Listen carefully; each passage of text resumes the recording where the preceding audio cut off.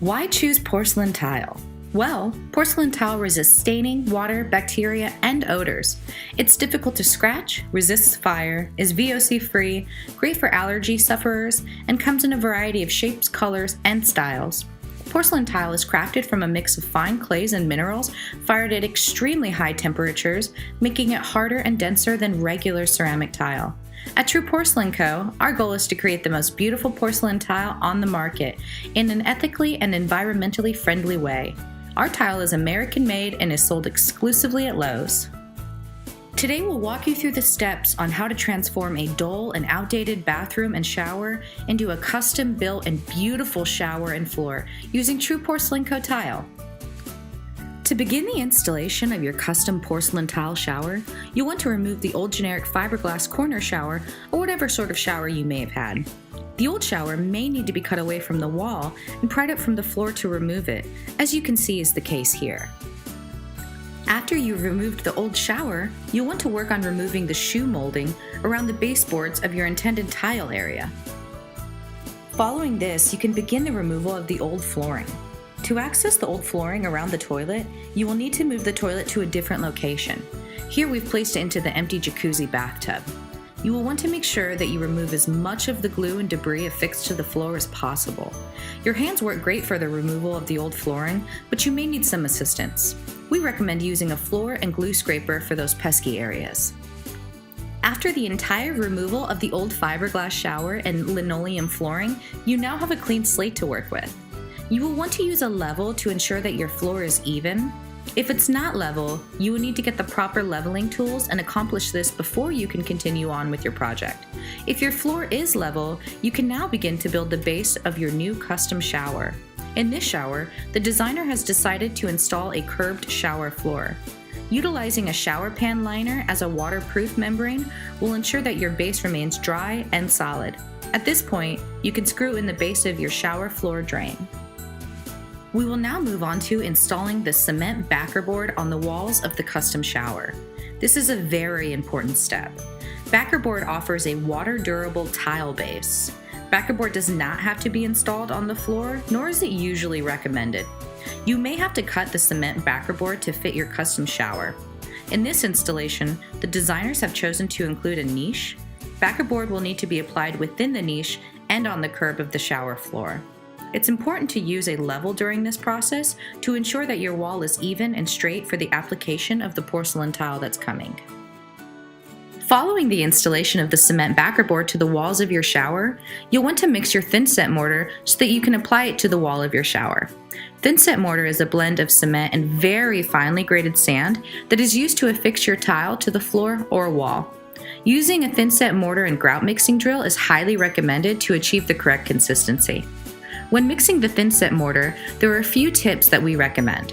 Always use cool water, use a mixing drill, always add the water into the bucket prior to the powder, use small batches, and try to keep the same consistency on the surface you're working on. At this point, you will be covering up the gaps where the cement backer boards meet, so you'll want to make sure the thin-set mixture is, say, the consistency of creamy peanut butter. There are a few aspects of tile installation that may seem small or insignificant, but they're not. Applying a sheet of fiberglass tape in between the seam of the backer boards with a thin layer of thin-set mortar troweled over the seam will help bind the boards together, prevent flexing, and prevent water from leaking in between the joints. The designer has chosen to run True Porcelain Co. tile up the entire wall to the ceiling. In some cases, you may have to apply thin-set onto the upper walls of your shower to make sure that the tile will have a level surface to affix to, as you can see is the case here.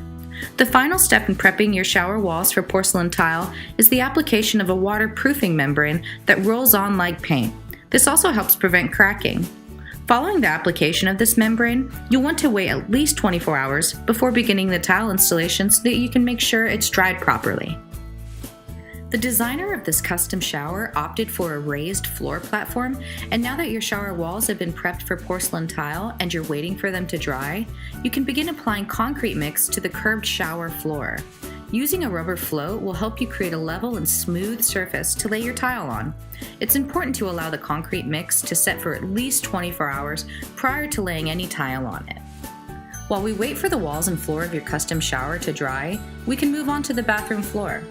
After making sure that you removed as much of the glue and debris from the floor as possible, ensure that your floor is level utilizing the same tools and method that you used for the shower. An important consideration when installing your floor is the pattern in which you will lay it. How tiles are laid will have a big influence on how the space is viewed and feels, so take some time to think about that. The designer of this floor chose to utilize a 1/3 offset pattern commonly used for large format tile. Another important consideration when purchasing your porcelain tile is ensuring that your tiles come from the same batch and die lot. Your Lowe's flooring specialist can assist you with this.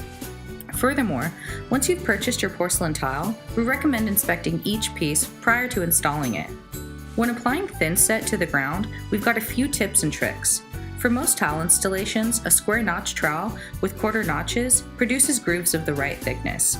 You can also find out the correct trowel to use on the back of your thin set bag. You want to make sure that you spread the mortar and comb it evenly, holding the notched trowel at a consistent angle. In some cases, you may have to cut lower portions of the baseboard so that your tile will fit perfectly on the floor. A small handsaw can accomplish this quickly. You may have to cut some of the tile to fit up against walls, cabinets, or bathtubs in your space, and we highly recommend utilizing a wet saw with a diamond-tipped blade edge for optimal results. Porcelain tile is so strong and durable that it has to be cut with something as equally as strong. You may encounter a rounded edge in your floor space, and we utilized a contour gauge to find the exact curvature of the surface so that we can cut the tile perfectly to fit up against those spaces. When you begin laying your tile, it is very important that you utilize a rubber mallet or a skilled hand to level the tile and ensure that the thin set is adhering to the back of it. You should also use tile spacers. This guarantees that a consistent space or gap is maintained between the tiles. This will allow for an even finish when it's time to grout the tiles.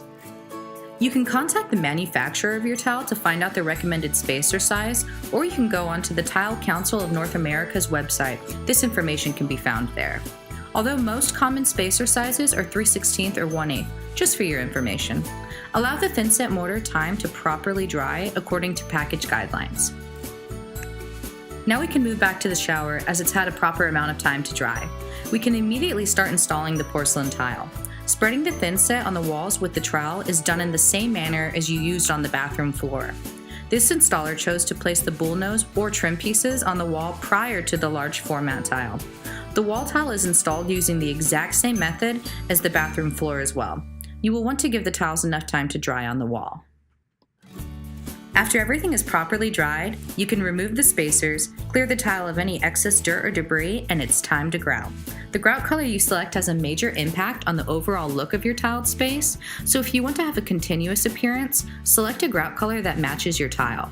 If you want your individual tiles to stand out, select a contrasting grout color. We also recommend selecting a darker grout color for the high traffic areas of your home, as white or light color grout can be difficult to keep clean. Check the packaging of your grout mixture to determine the amount of water or added liquid it requires. You will mix your grout with the same drill mixer you used for your thin set mortar and concrete. You will begin applying grout to your tile by running a mildly wet sponge over the area you intend to grout. We recommend working in small areas during this process. We recommend using a rubber float or trowel to spread the grout around and into the gaps between the tile. Once you've adequately driven the grout down into the spaces between the tiles, you can run your wet sponge back over the area, cleaning up the remaining grout lingering on the tile faces. Complete this process over the entire newly tiled area. You're going to want to allow the grout to set for the recommended time that you find on the packaging.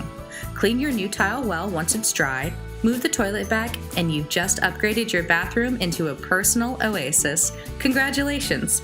For more installation information and tips and tricks, you can visit Lowes.com or stop in your local Lowe's store.